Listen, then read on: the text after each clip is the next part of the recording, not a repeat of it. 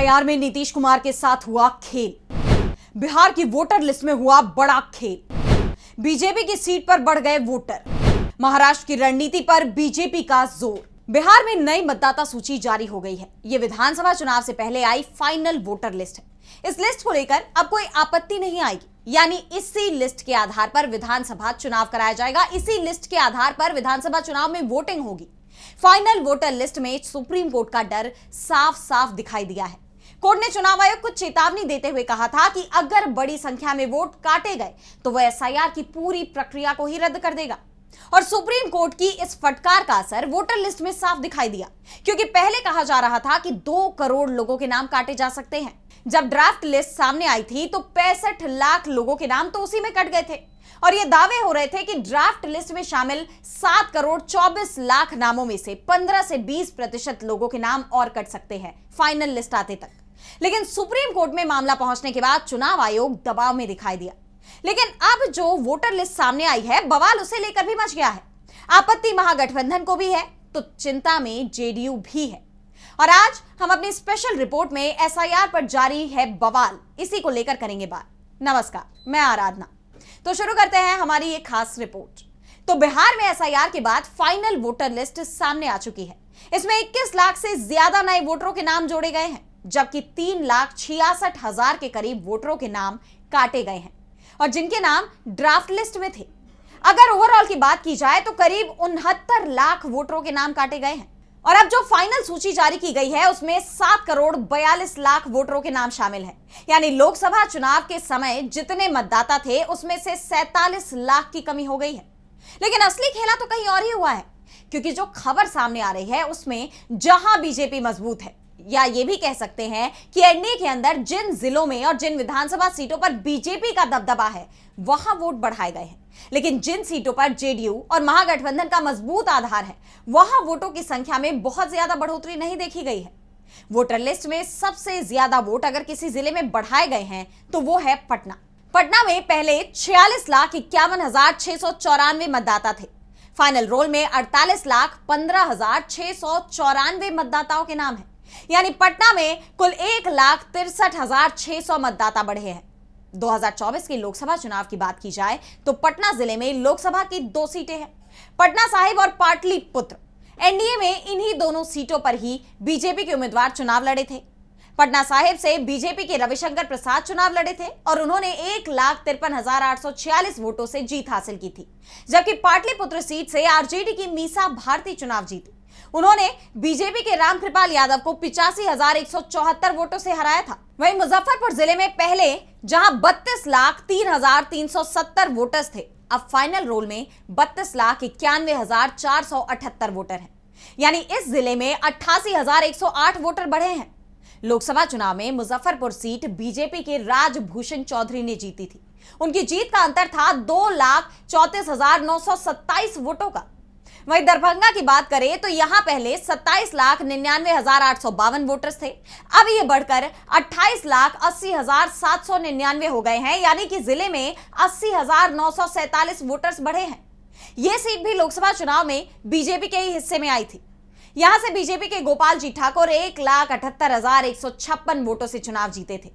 अब नवादा जिले की बात करें तो इस जिले में 16,85,798 वोटर्स थे, अब यहां 17,16,289 वोटर्स हो गए हैं। यानी यहां पर भी 30,491 वोटर्स बढ़े हैं। और खास बात यह है कि लोकसभा चुनाव में नवादा सीट से बीजेपी के विवेक ठाकुर को 67,670 वोटों से जीत मिली थी। इसके बाद नाम आता है खगड़िया का। तो खगड़िया जिले में 11,36,000 वोटर थे, जो अब बढ़कर 11,62,000 हो गए हैं। यहां 25,968 वोट जोड़े गए हैं।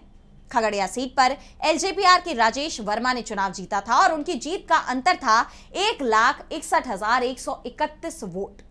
यानी आप साफ देख सकते हैं कि वोटरों की संख्या वहां बढ़ाई गई है जहां बीजेपी मजबूत है।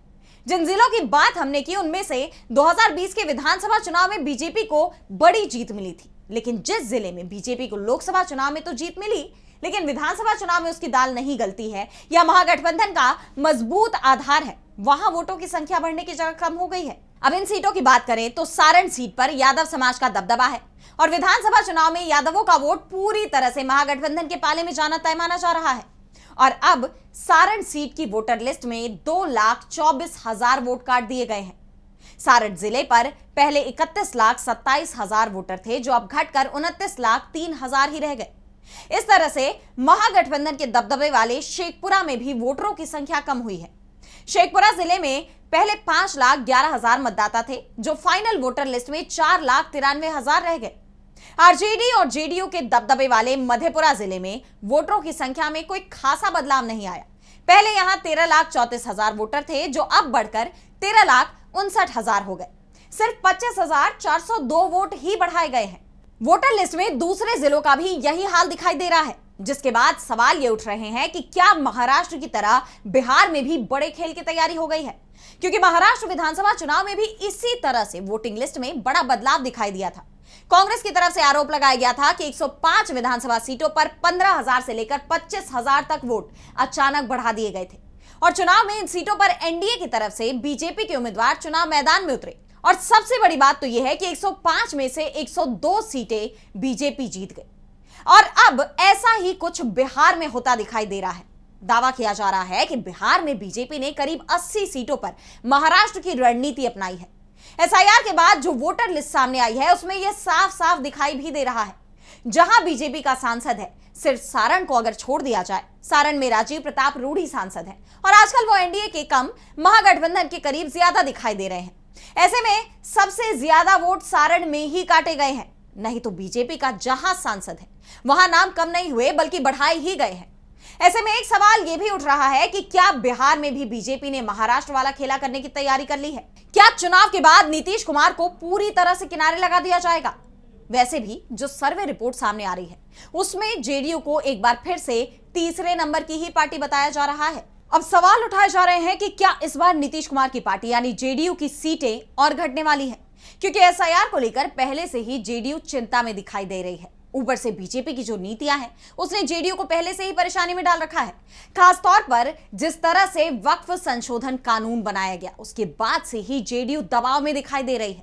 अब एसआईआर में भी जेडीयू के साथ खेला होता दिखाई दे रहा है। वैसे महागठबंधन को भी नुकसान ही दिखाई दे रहा है, क्योंकि उसकी दबदबे वाली सीटों पर वोटर लिस्ट में ज्यादा बदलाव नहीं दिखाई दे रहा। ऐसे में एसआईआर को लेकर नया बवाल छिड़ना भी तय माना जा रहा है। वैसे अब सभी की नजरें चुनाव आयोग पर टिकी हुई हैं। मुख्य चुनाव आयुक्त ज्ञानेश कुमार और दोनों चुनाव आयुक्त 4 और 5 अक्टूबर को पटना दौरे पर आ रहे हैं। यहां वो चुनाव संबंधी तैयारियों को देखेंगे और जो भी जरूरी निर्देश होंगे वो चुनाव अधिकारियों को देंगे। इसके बाद 6 अक्टूबर को दिल्ली पहुंचकर बिहार विधानसभा चुनाव की तारीखों का वो ऐलान भी कर सकते हैं। वैसे निगाहें तो इस वक्त सुप्रीम कोर्ट पर भी हैं, जो 7 और 8 अक्टूबर को एसआईआर पर सुनवाई करने वाला है। लेकिन इस बात की उम्मीद अब कम ही दिख रही है कि वो कोई बड़ा कदम उठाने वाला है, क्योंकि अब उसके फैसले से पहले ही चुनाव की प्रक्रिया भी शुरू हो जाएगी। ऐसे में अब एसआईआर की इस फाइनल वोटर लिस्ट को लेकर राजनीतिक गलियारों में क्या हलचल दिखाई देती है, क्या इसे लेकर भी बिल्कुल वैसा ही बवाल खड़ा होगा, इन सब पर नजरें रहेंगी। लेकिन फिलहाल आज स्पेशल रिपोर्ट में इतना ही। अगर आपको ये वीडियो पसंद आया तो वीडियो को लाइक करना ना भूलें और चैनल को सब्सक्राइब कर ले और आपकी जो भी राय है इस वीडियो को लेकर हमें कमेंट सेक्शन में जरूर बताएं। इसी के साथ मुझे दीजिए इजाजत और देश दुनिया की तमाम बड़ी खबरों के लिए देखते रहिए डीबी लाइव। नमस्कार।